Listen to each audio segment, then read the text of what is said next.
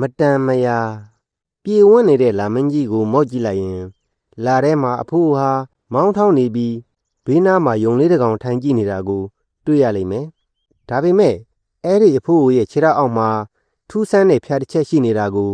ဘယ်သူမှသတိမထားမိကြပါဘူး။ဖျားကတစ်ချက်တည်းဆိုတော့ယုံကလေးကထိုင်ခွင့်မရတဲ့အတွက်စိတ်သိပ်မကြည်ဘူးပေါ့။တခါမှစံဖွင့်နေတဲ့အဖိုးကိုခဏထသွားတဲ့အခါယုံလေးဟာအဲ့ဒီထူးဆန်းတဲ့ဖျားလေးကိုအာကာသာထဲလွှင့်ပစ်လိုက်တော့တယ်။ငါမှမထိုင်ရပဲသွားဟာအဲ့ဒီဖျားလေးဟာပြန်ဝက်ပြီးကဘာမြေပေါ်ကျလာတဲ့အခါမြောက်တစ်ကောင်ကကောက်ရပြီးဖျားပြန်လေးပေါ်တက်ခါကဘာနေရာအနှံ့ပြန်တန်းလို့နေတော့တယ်။ကြွက်ကလေးတစ်ကောင်ကလည်းဖျားပြန်ကိုစီးကျင်တဲ့အတွက်အနူးအညွတ်တောင်းပန်တယ်။အိုးအတင်မြောက်ကျုပ်လည်းဖျားပြန်စီးပြရသည်ဗျာ။အောင်မဲ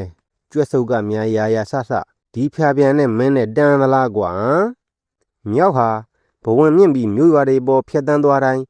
လူတွေကိုတေော်လှောင်ပြောင်လေးရှိတယ်။ဟေးလူတွေသင်တို့ရဲ့အဆင့်ကမြေကြီးကကိုမတက်ပါလား။တနာစရာလူတွေကမကြည်မနှက်ဖြစ်ပြီးမြောက်ကိုခဲနဲ့ဝိုင်းပစ်ကြတယ်။မြောက်စုံမျက်နှာကဲဟာငါ့ကိုခဲနဲ့ပစ်တဲ့ကောင်လေးဆုံးမရမယ်။ဘလို့လက်တုံးပြန်ဆုံးမနှိတ်ကိုရရင်ကောင်းမလဲ။အဲ့ဒီခါမြောက်ကိုအညှို့ထားတဲ့ကြွက်ကလေးကအကြံပေးလေတယ်။တင့်ရဲ့အမီးကိုမီးရှို့ပြီးလူရဲ့ရွာအင်ဂျီတွေပေါ်ဖြတ်ပြန်ပါလားမြောင်မင်းအေးအဲ့ဒီကြံကောင်းတယ်ဒင်းတို့ကိုမီးလောင်လိုက်သွန်းပြမယ်မြောက်ဟာ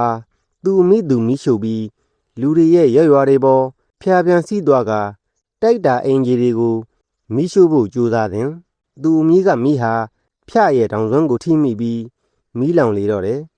အလိုလေးငါရဲ့ဖျားပြန်မီးလောင်နေပြီးလောက်ကြပါဦးနောက်ဆုံးမီးလောင်နေတဲ့ဖျားပေါ်ကပြုတ်ကြပြီးမြောက်ဟာတေပွဲဝင်သွားပါတော့တယ်။ကဲကလေးတို့ရေစိတ်ထားမှန်သူတွေမတန်မရာအမြင့်ရောက်ရင်အကြနာတဲ့ကြောင်းသင်ငန်းသာယူကြပါကွယ်။